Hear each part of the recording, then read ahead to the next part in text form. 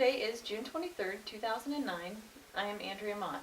It is a pleasure to conduct this interview for the Dakota Memories Oral History Project in Dickinson, North Dakota. Can you please state your full name? John Dominic Urlacher. And John, when and where were you born? I was born in a rural, at the home of my grandparents, about 15 miles south of Dickinson. New England. And John, have you ever heard an interesting story about your birth? Not really. Do you know if there was a midwife or a doctor present? I was a midwife. Do you remember who that was?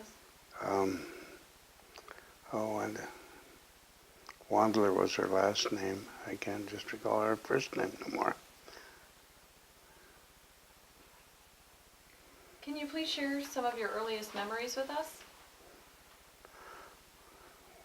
Well, some of the things, we lived about 4 miles from where my grandparents were. My dad grew up and so forth. We were kind of, so that made us about 4.5 miles from school. So we had some days were pretty tough to get to school because of the road, either mud or snow, and then we'd have to go to the nearest neighbor, and from there we'd go with their family by sled in the winter for the next 2 miles, and that was quite interesting, to go by. They would tuck us in, and we didn't even know when. We couldn't see. When the team horses stopped, well, we knew we were either home or at school, whichever way we were going. And what did you like about grade school?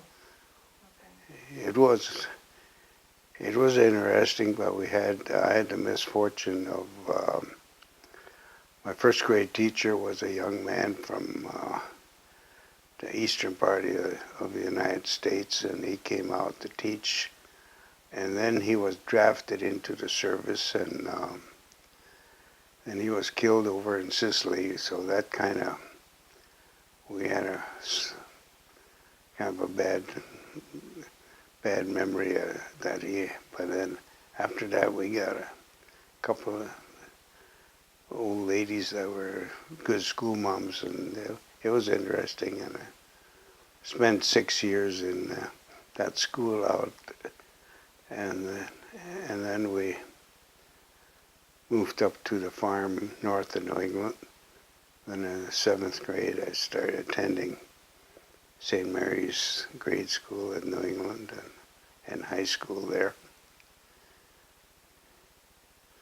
But there was always games. In the wintertime we'd play what they called fox and goose, and in the spring or fall we played Andy over, because there were about 25 kids going to school there, so it made a pretty good game out of it. And can you explain the fox and goose game?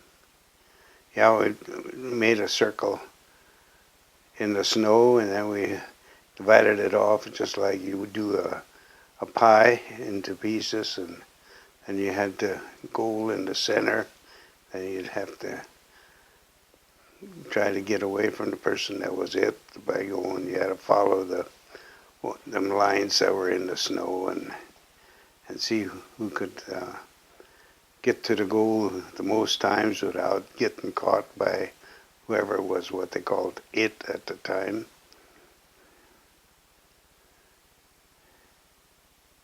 And what kind of activities would you play inside? Inside there weren't too many activities. Well, we got to play marbles on the floor, and then most of the time, during recess, we'd huddle around the stove, and the teacher would read us stories, fairy tales and different things, and they kept us entertained pretty good. And did you have a favorite subject in school? Uh, I probably have to say arithmetic. And why was it arithmetic? I don't know, I just like to work with numbers.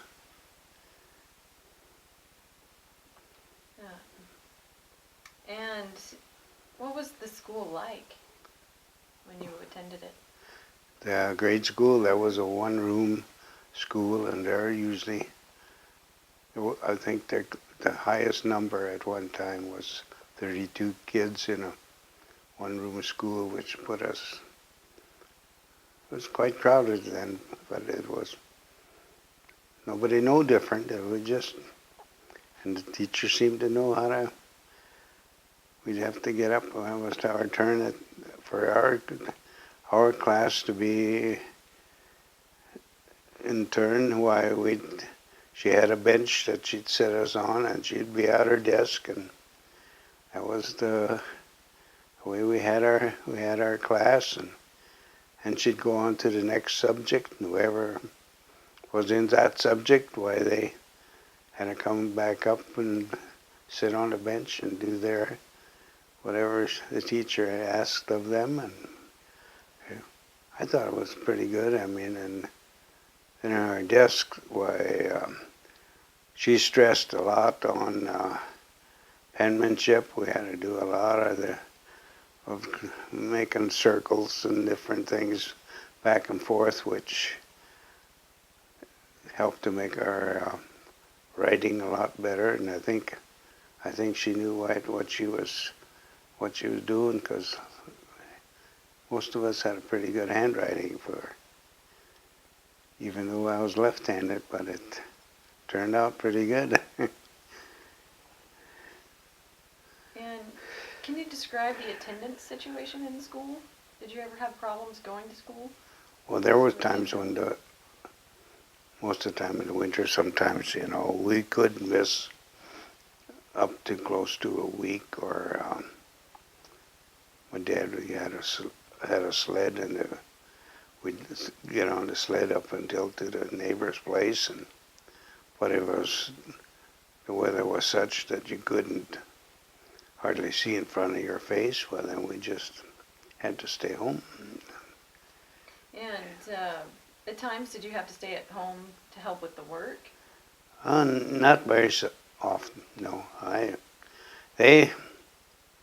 Folks they knew that school was important for us, because that's the reason that when we went to school out there, that they always looked for a place where we could get to school easier and more often. That's why then they moved to a new location near New England, so we could get a better education.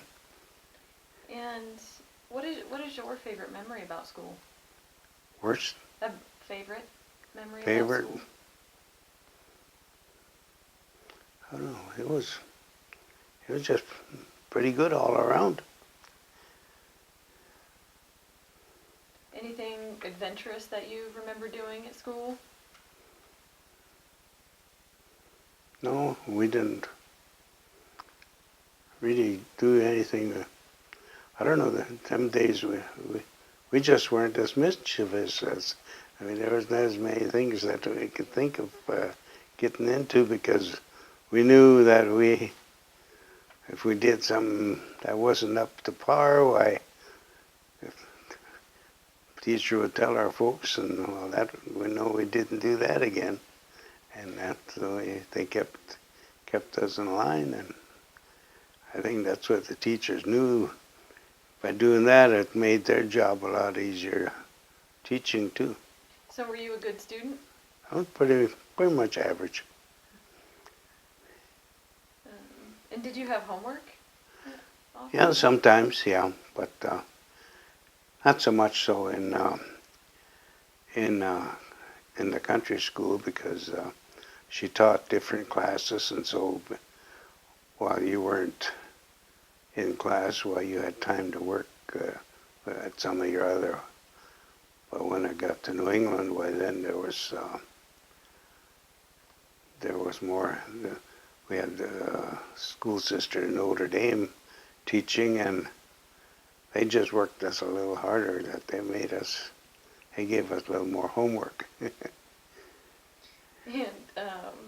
did you ever have any help with your homework with siblings or anybody helping you? Not too much, no. And did you ever read any books at home? Well, there was books to be read. Yeah, we always had to read a number of books, because so many books read in a month's time and so forth. We had to do our book reports and so forth.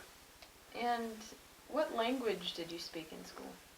Well, in the beginning, why, there was a lot of German was spoken. That's one that we mostly, although I guess I did pick up quite a bit of English. It wasn't as hard for me as for some, because my folks did speak English because they knew it was important.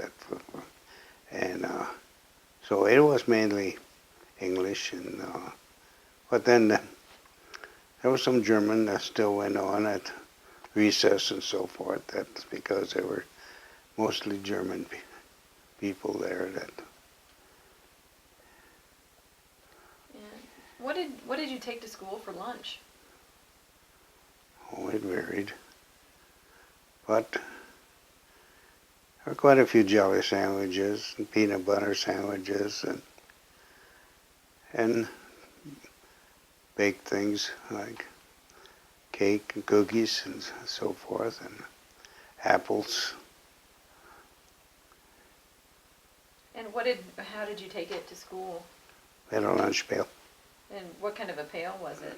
It was a regular commercial lunch pail with Was it very big? well, the first ones was smaller. They were about 6 by 8 inches by about 3 inches high. And then later on they went with the type that were more oblong with a rounded cover over the top with 2 clasps. The first ones only had 1. And did your schools have parties to celebrate the different holidays? Well, they did, yes, and then they'd have always had the Christmas program. That was a highlight. And then they had pie socials and other things to raise money for little functions that they'd want to, little extra things that they felt that the school needed, that the school district wouldn't furnish, that the parents got chipped together in that way and could buy it if they. And when you would go home after school, what kind of chores would you end up doing? I usually have chore of feeding chickens later in the late night, and then gathering the eggs for the last time. They usually were gathered about 3 times a day, and after school was that chore. And then I got a little older, why I had to help with carry milk. Folks would do the milking by hand, and I'd have to help carry the milk to the house to separate it, and then carry the skim milk back out to feed the hogs. And so what kind of animals did you have on the farm? Mostly cows and hogs, few horses.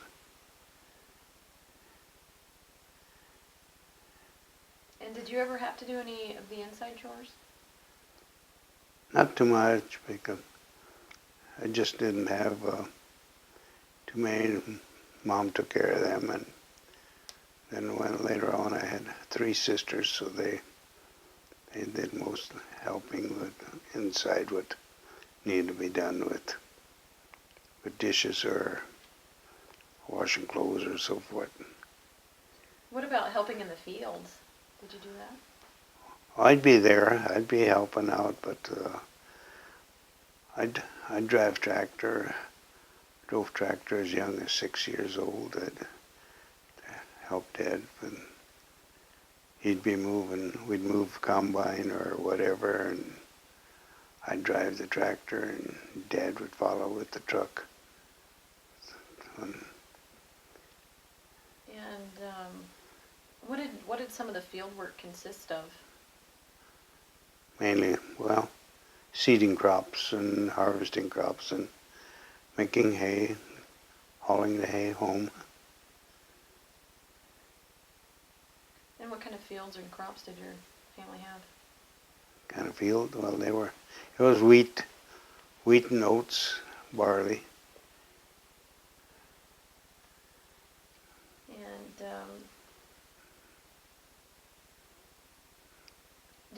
did she ever help with any of the outside work, or was that? She helped with the chores like milking and so forth, but she pretty much, her job was keep the house and keep things cleaned up and family taken care of with food and clothing washed and so forth. Now, She pushed more, you know. If there was something, we had some problem or something with homework or something that we just didn't then she would help us. and were there any chores that you did enjoy and any that you disliked? I don't know, there wasn't so much, you couldn't have much favorites because they all had to be done, so you just got them done so that they were just, you had to do them. That was the way we were brought up in those days. And were there differences between the winter chores and the summer chores? Somewhat, yeah. Can you describe how? Well, and so in the spring and so forth, there was baby chicks to be taken care of, and little baby pigs and so forth that you could feed them, and the calves, where in the winter time there were no small animals to be taken care of. And how much more work did that involve? I don't know really. You didn't really measure it. You just had to do it. Were you ever hired out to a neighbor or relative to work? No.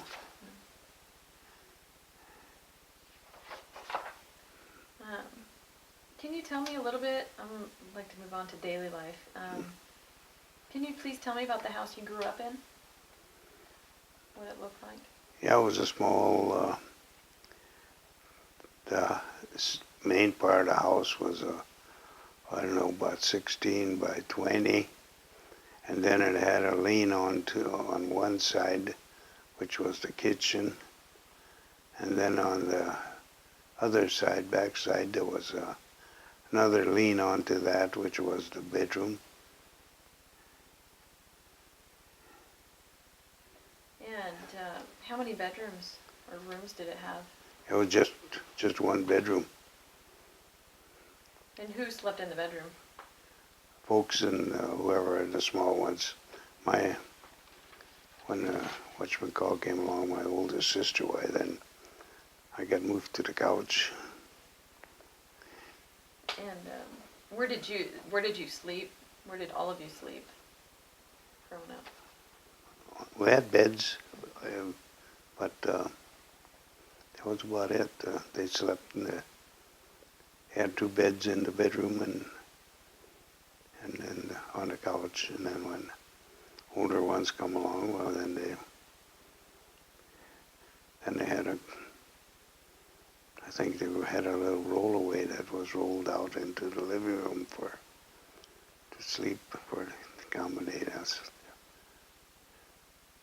And what was the furniture like in that house? It was just kitchen and chairs and a coal range, and then after that they got a bottle gas range, and in the living room it was mainly just a couch and a couple chairs and And the heater was in the living room. And the bedroom was just room for a couple beds, and I think there was a dresser and a chest, something like a cedar chest. And did when your family moved, when and where and why did they move? When we moved in the fall of 1945 to a farm 2 miles north of New England. And how did that change affect your family? Well, it gave us a whole lot more room. The house was much bigger, and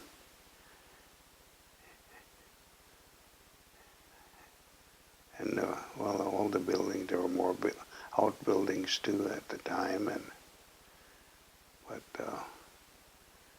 still were chores to be done. What about the sleeping arrangements? How did that change? Well, that changed somewhat because I ended up with having 3 bedrooms then. So, and the girls had one, folks one, and I had one. And how did your family keep the house warm during the winters? And we had a furnace in the basement, and then heated it with coal furnace. And the heat came up a central register in the living room, and plus then the kitchen range would put out some heat, but mostly it was heated by that furnace. And what about keeping the house cool in the summers? Well, about all you could do is open the windows let air flow through keep the south windows draped so that the sun wouldn't come in. And how often would your family entertain guests in that home? Oh, it varied to whatever. It was pretty regular because there was, well, Dad had 9 sisters and brothers, and Mom came from a family of 16, so but then they weren't as close because they were scattered all different parts of the U.S. But there was always something to be done. They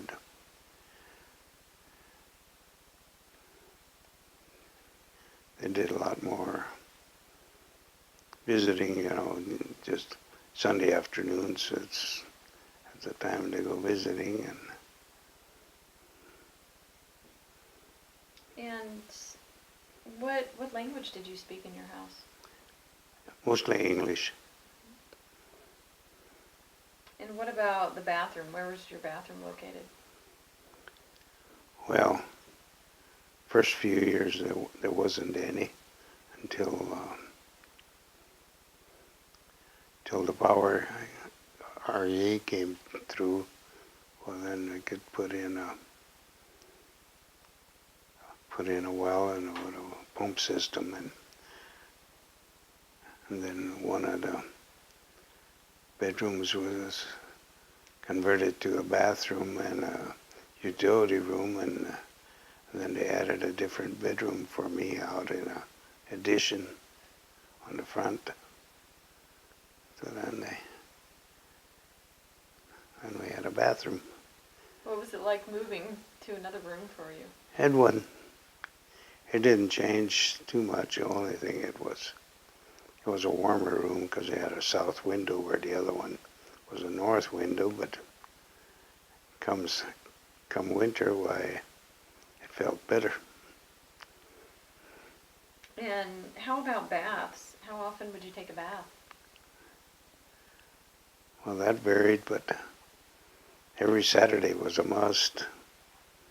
And in between, if there was function that we went to, they always stressed, you got to wash up. And how often did the water get changed? Well, most of the time, once it was in a tub, Usually it got changed. The girls would have their own water. I had mine, and folks, I never paid that much attention. So you didn't have to share water. No. And how often were you supposed to brush your teeth? Well, at least every other day. And what did you use for toothpaste? Well, that was a form of toothpaste. And what about gardening? Did your mother have a garden? Yep, she did a lot of gardening. And what kinds of vegetables or fruit would she grow? She didn't have fruits, well, she would raise strawberries, raspberries, and things like that. Garden, she had pretty much anything that she would have, potatoes, corn, whatever you need, as far as cucumbers, she had a lot of them always, and whatever, because she did a lot more canning in those days. And where were the canned goods stored? There was a basement in the house.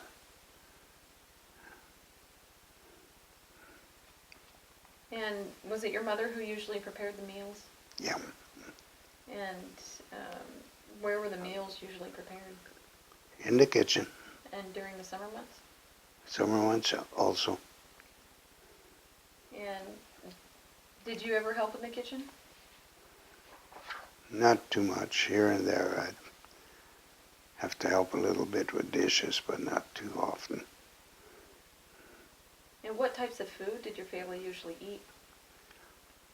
Whatever they had.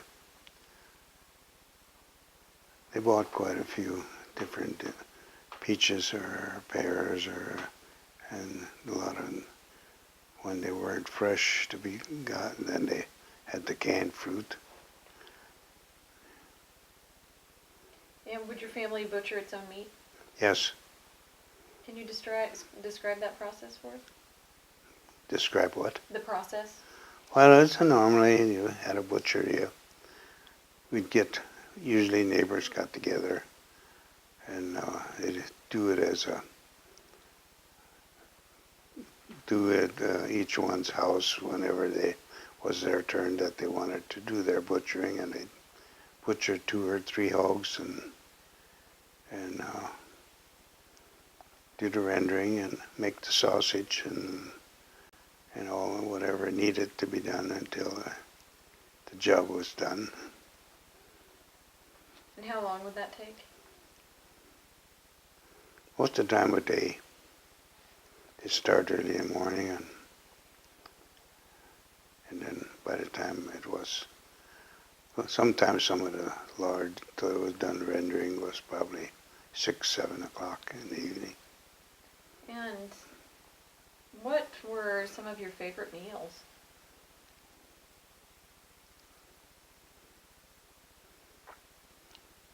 Well, I wasn't that picky, but I didn't care. Only things I didn't, I ate about anything, but I didn't care to eat the real fatty pork. I kind of shied away from that, but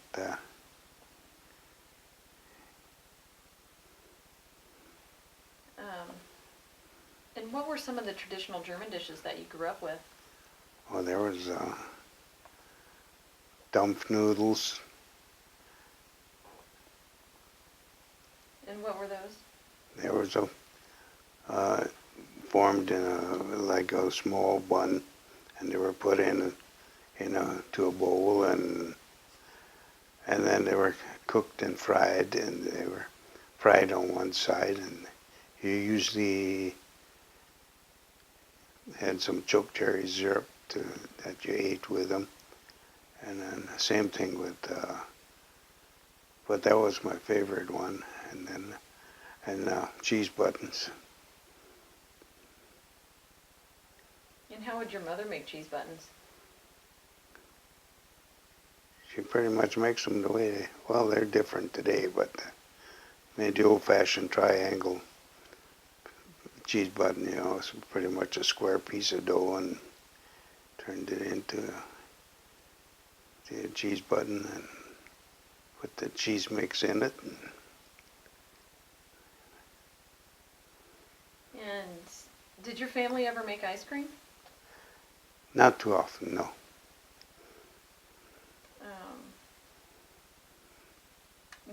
What was your family's attitude towards alcohol? They weren't too strong on it. They weren't a casual drink here and there. It was about all that it amounted to. And did your family ever make their own root beer, wine, or? Yeah, beer? she'd make root beer. Do you know how she did that? No, I never watched too much. I knew she had the root beer mix, and I knew I watched how they capped the bottles and so forth, and that's about as. Well, I'd like to talk a little bit about farm life. Can you describe the homestead you grew up on? Well, it was a small farm. I mean, it was just. And where was the closest town to that? New England. That was 16 miles. That was 16 miles away? 16 miles, yeah.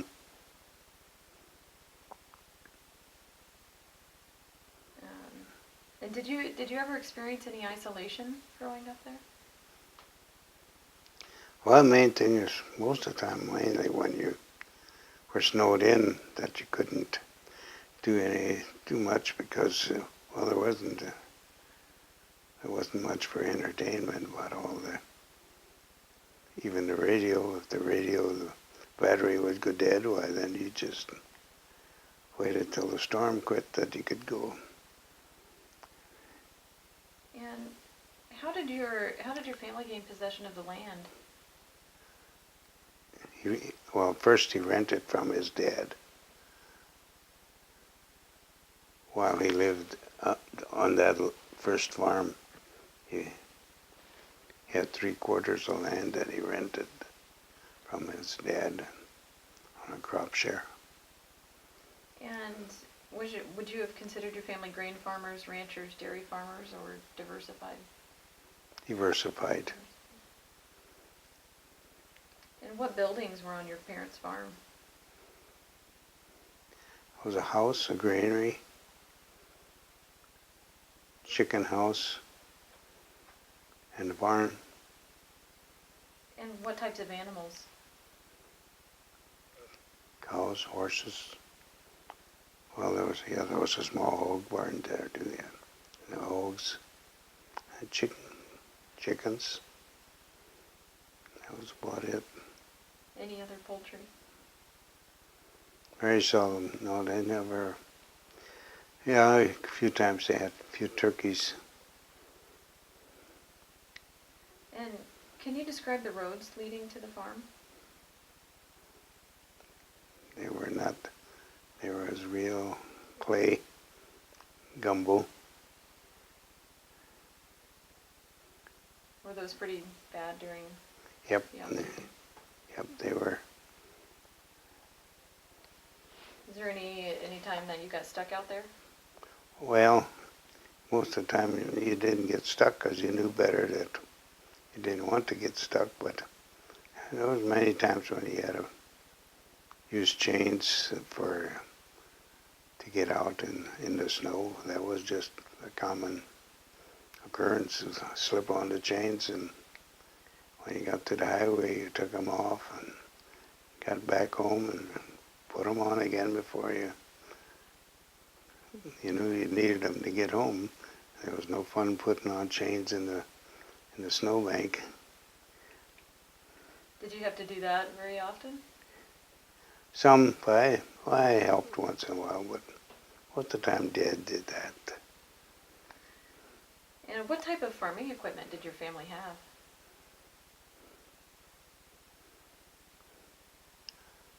Well, right away, pretty much he had a tractor, and then he switched to a newer one,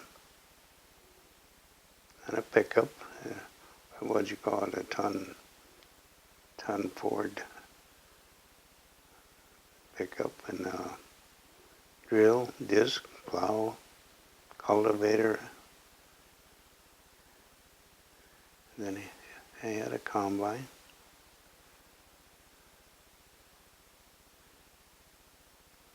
And do you remember your neighbors? Oh yeah, Yeah. Who were they? Radetzky's. And how close did they live to your farm? They were 2.5 miles, but at 1.5 miles was a bachelor that lived in more or less was a hermit. He didn't associate much with that. He had a sod house, and he more or less stayed. He was a good guy, but you just didn't. He liked to be by the stage of himself.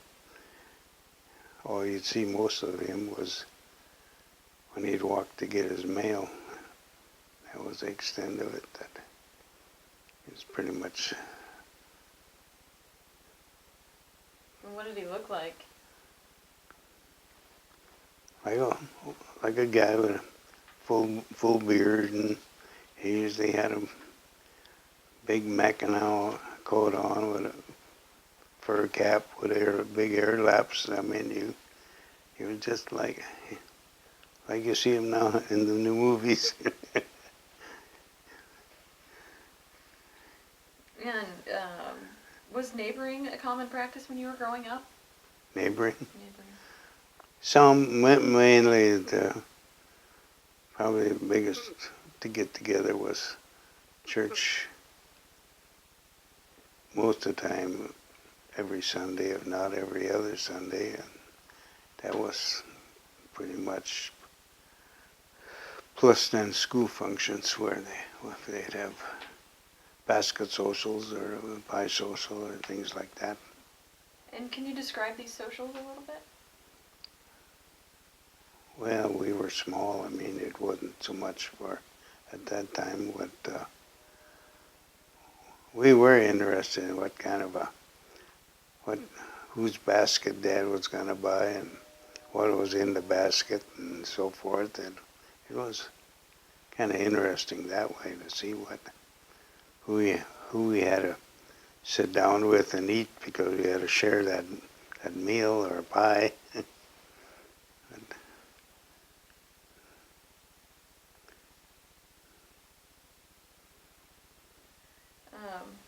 And what were the farm kids' feelings toward town kids? Well, there wasn't really too much because they were either all farm at the country school, they were all farm kids. And in town, it seemed like it wasn't too hard to fit in. The only thing is you didn't have the opportunity to get in on sports and a lot of the functions that they, after school you had to get home and where they would have skating get-togethers or baseball or something like that, which you didn't have the chance to do, or the ones in town had a chance to go to more movies than we did. Did you ever make it to any? Oh yeah, yeah,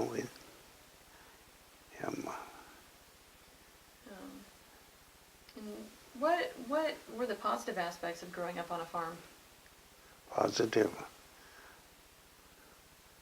Well, I guess maybe one thing is that's the way we learned, and that's the way it was, I guess. But nobody looked at it that seemed like that, that guy over there, he's got it so much better than I do. It just was part of living. I think that trend isn't like a lot of it is today. And what about negative aspects? But the worst negative was when hailstorm would come out and come along and wipe out the crop that you didn't know what you were gonna do for a living till the next, then try for another crop. That was what the biggest. But most of the time, that was a. If it would hit an area, it would hit quite a few people. And when it did hit in the community. And were there many ethnic groups in your community? Not really. No, that was. Well, about all you'd say is the Lutherans had their group. I mean, they had their own faith. I mean, they got together with theirs, and then in that area, they were just the German Russians. We didn't have like in some areas where they were mixed with German Hungarians, in some that they were commingled and stuff, which that wasn't the case out there. They were either German Lutheran or German Catholic in that.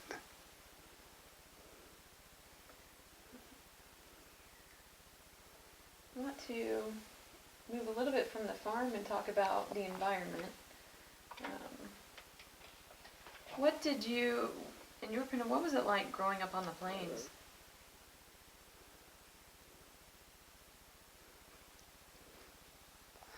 I don't know what you would call that. It's just a way of life.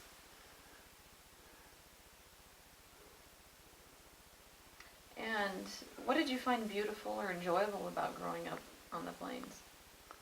Well, it seemed like everything, like when things were going good, and no misfortunes in there and so forth. Everybody was happy-go-lucky, and they just they knew how to live on not much, They didn't. They could live even if they were down almost to their last dollar, but they found a way of living, and they'd sometimes, on a Saturday evening, they'd have the cream and eggs and take them to town and buy the groceries, and us kids would meet around, romp around with the other kids, and folks would maybe once in a while would meet other parents, and they'd probably go to have a beer, but it never was anything that got into the late hours, It just was a socializing affair, that. And was there anything you found bleak or unpleasant about growing up on the plains?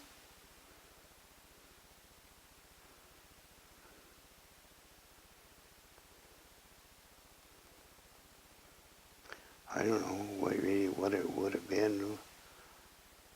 Maybe about the worst thing would have been, well, we thought we could have got to town oftener than we did, and we thought we'd miss some of the things and when you got right down to it, you didn't miss as much as you thought you would have.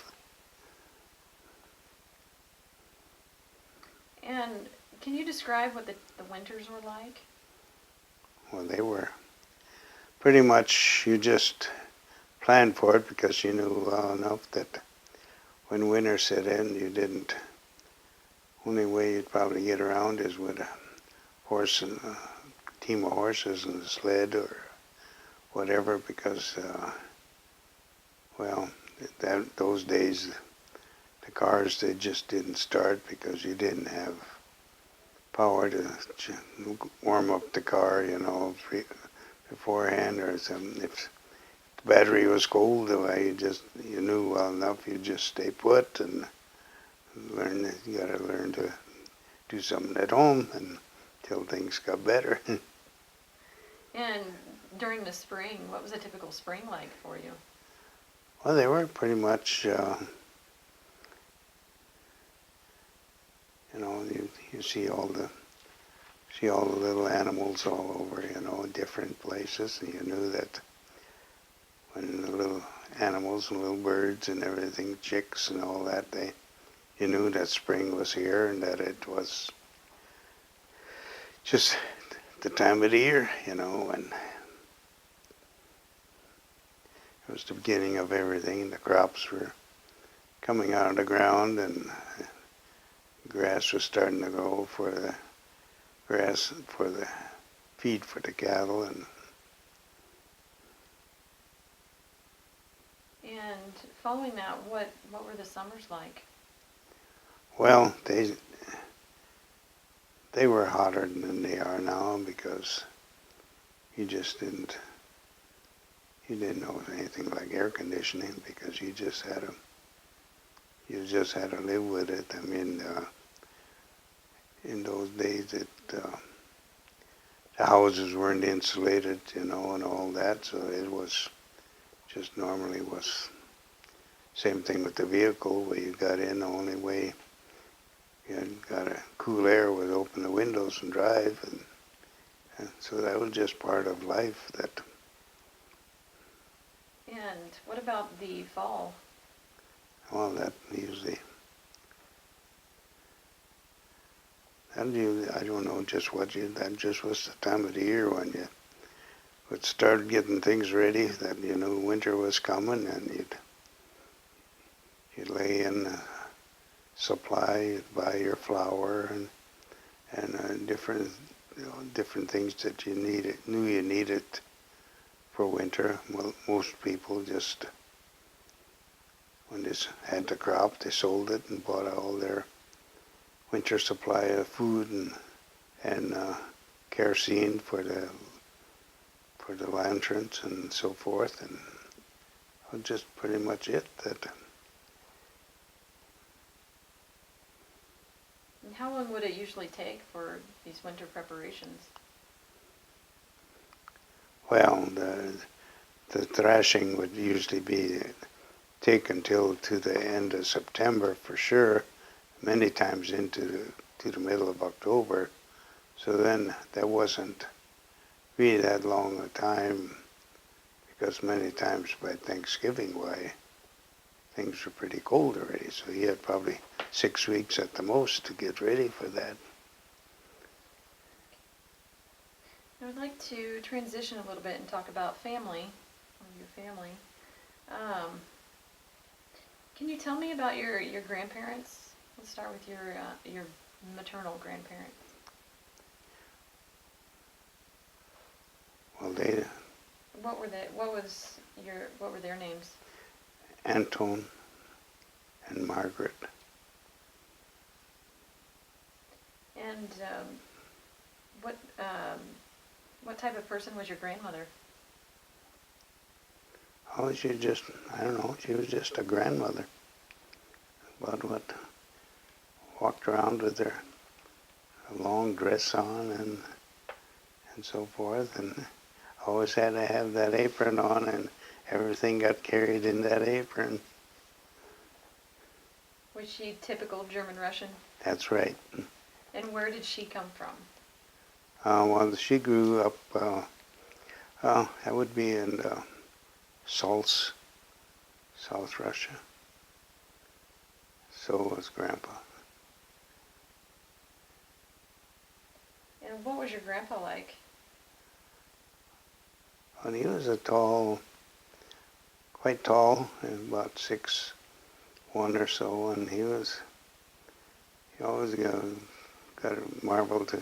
He had a mustache, and he could twitch that thing around, but he was just a kind old man. They moved to New England here before. Trying to think what year they moved to New England. Then he liked to work. I mean, he was just like when we lived at north of New England yet. He'd come walking from town out, and we were tearing down a building to build a new one. And he'd come out and he'd help. Dad would be farming or whatever, and I'd be pulling nails and cleaning up that with lumber, and he'd come walking out from town and he'd help me pull nails, and when we had the job done, we walked back to town, and and then they always had a function. We'd stop at their house, and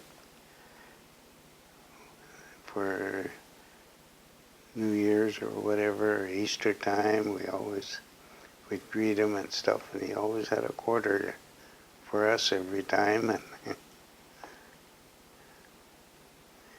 And where did they live when you were growing up? Well, they lived about 2.5 miles north of where we lived. And now your paternal grandparents, what were their names?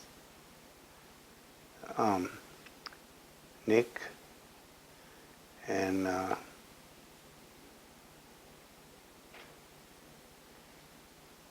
what the heck was Mom's name? He was married 3 times now. It slipped my mind.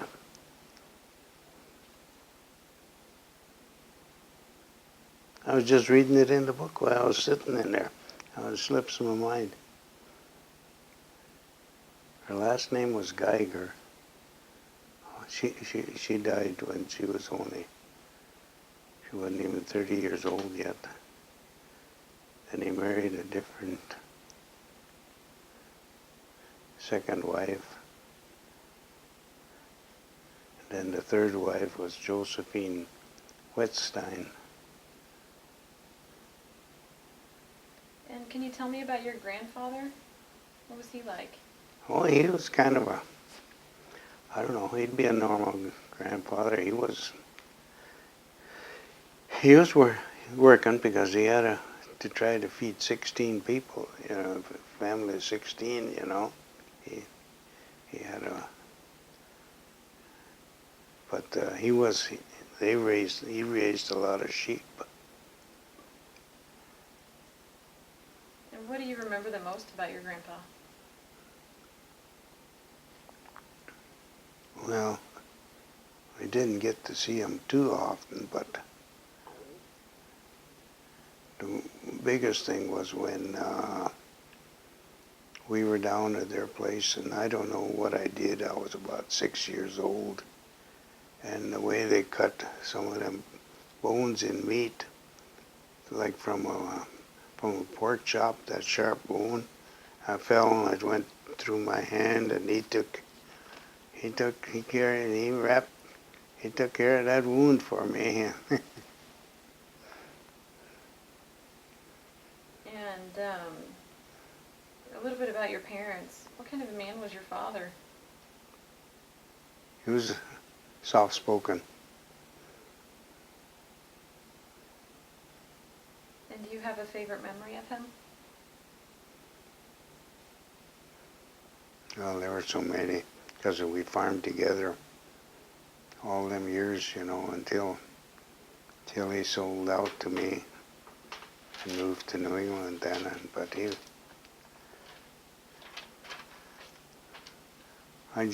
always just treated me good. And can you tell us when, where, and how he died? How he what? How he died. Well, he ended up with cancer on the spine.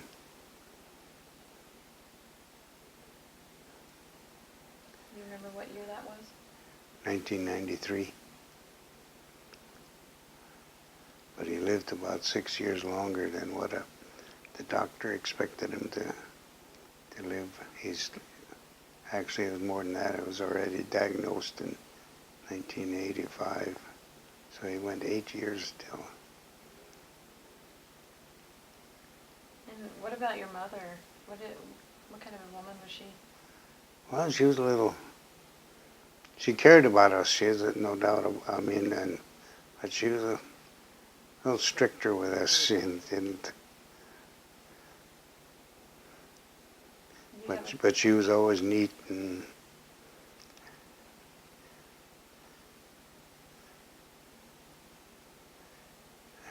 Then she died in 1990. From what? Huh? From what? More or less from heart problem. Mm-hmm.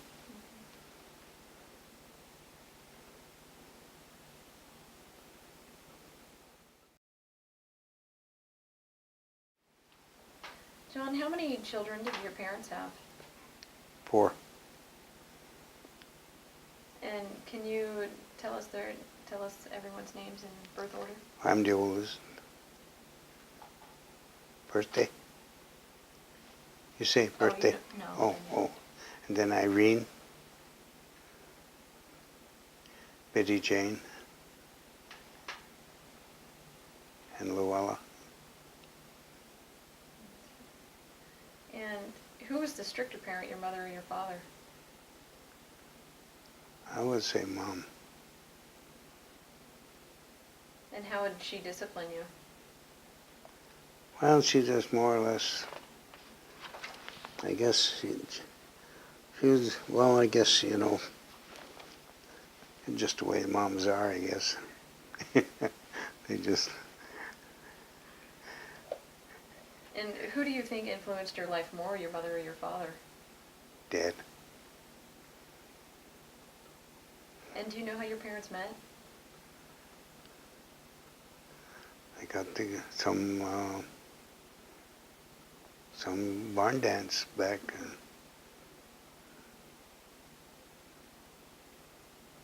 And how long were they married? Well, they got married in November of '31 until she died in '90. So that was what? 59 maybe? 59. Yeah. Yeah, they didn't make their 60th. And what kind of marriage did they have? That was good. I mean,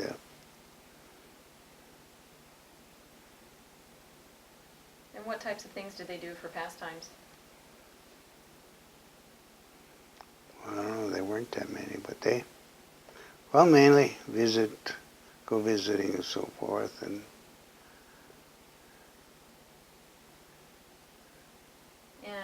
she did a lot of crocheting.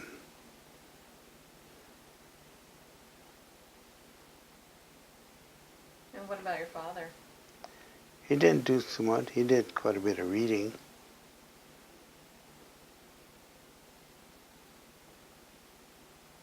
And now a little bit about your your sisters.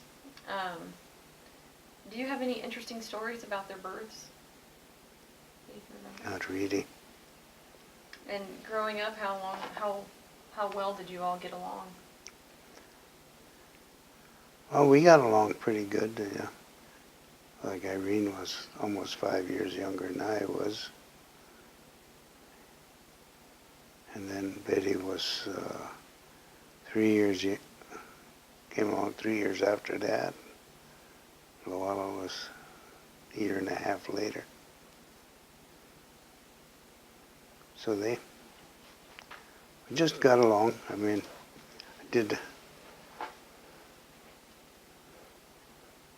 Was there ever any competition between you? Not really. And what kind of mischief did you get into when you were together? There wasn't that much, I don't know, not really any mischief that we really got in there. I mean, because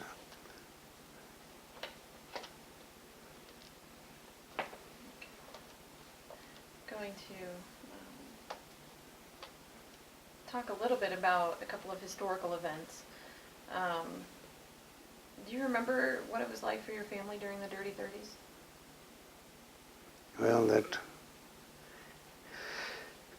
well, it was just tough for everybody, that it was, that they didn't, it was tough until, like I say, they got married in '31, so they had 6-7 years before they got what you call a crop. And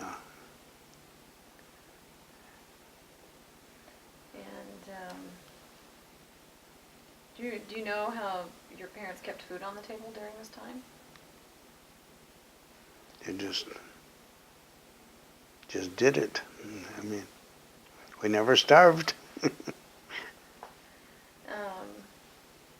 Do you remember the WPA?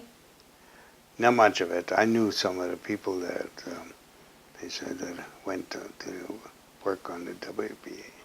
But my dad wasn't one of them. He had some of the other family members that went. And what about the CCC?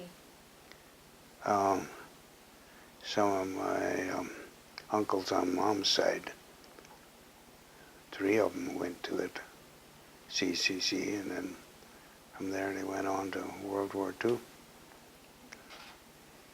And can you tell us how the outbreak of World War II changed your life?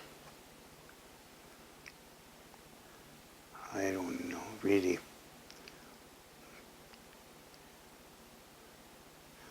I think being out on the farm, we weren't as informed, as to what was the only thing that when we got informed was when if a relative or somebody had to go serve, or if somebody in the community got wounded or killed, that was about what it amounted to. How did rationing affect your family?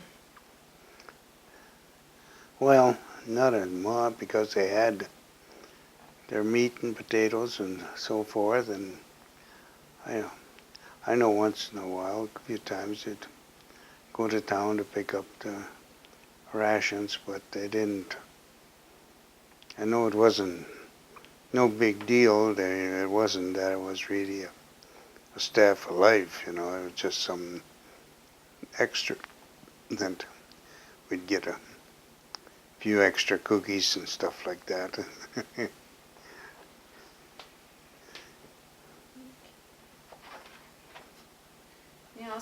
Some concluding thoughts.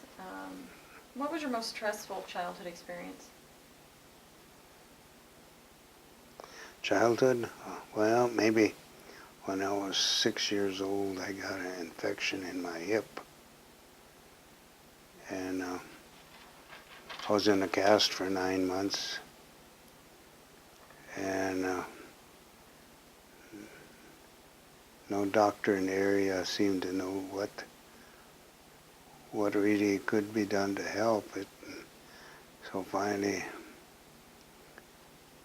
folks heard about a doctor in Mobridge, South Dakota. So we made the trip down there, and he seemed to help me. And what about your happiest childhood experience?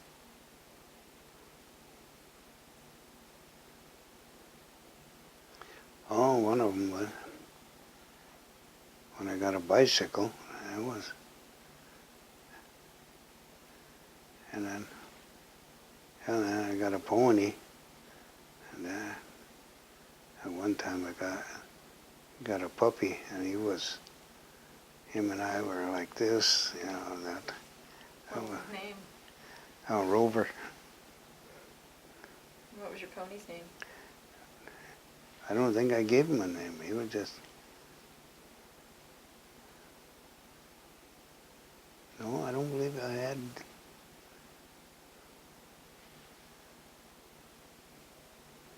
But you and your puppy, what Yeah. kind of a dog was it? Border Collie.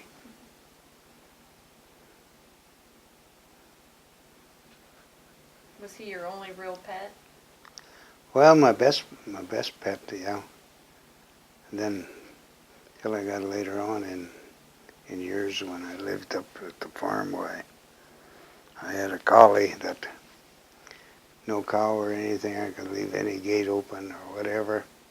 That dog just watched that gate. I didn't have to worry about it. I'd go through with a tractor and come back. And it was till finally one day when he got too old, he could no longer do his job, and I only realized how important he was to me.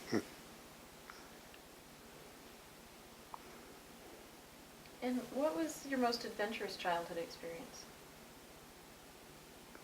Oh, probably when I graduated from high school, folks put me on the train, and I went to visit 3 of my uncles in the Minneapolis area.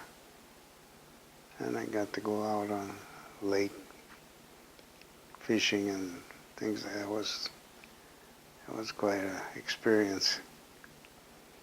Was that the farthest you'd been from home? At that time, yeah. Anything else you'd like to add about your childhood memories?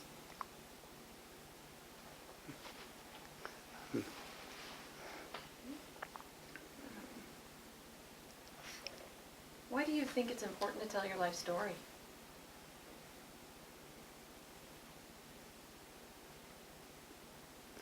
I don't know just what the reason is, but